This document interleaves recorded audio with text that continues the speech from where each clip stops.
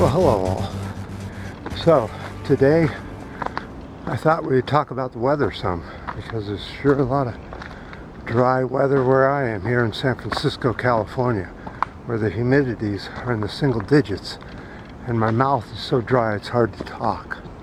But I thought we'd go up over here and do a video and see what's happening around the world of the weather, especially droughts. Let's go find out what the world drought situation is now.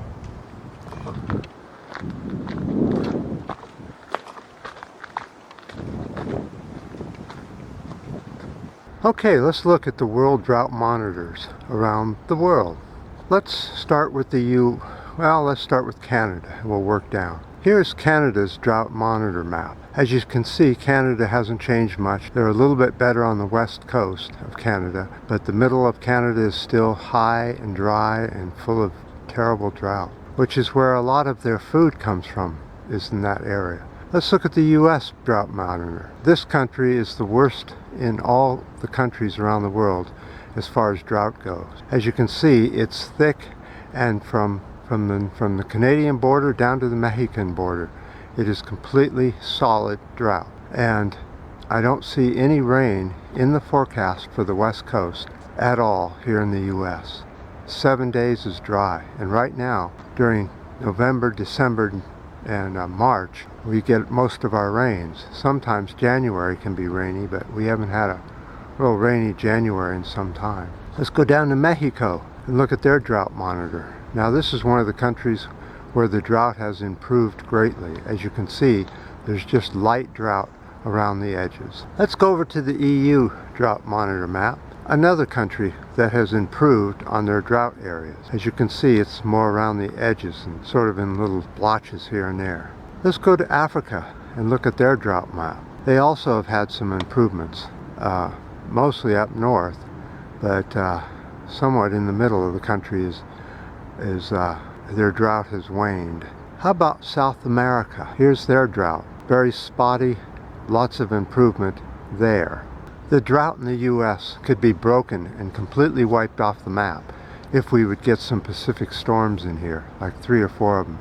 Would do it pretty much all the way across to the Rocky Mountains. Would have rain, snow, and plenty of precipitation.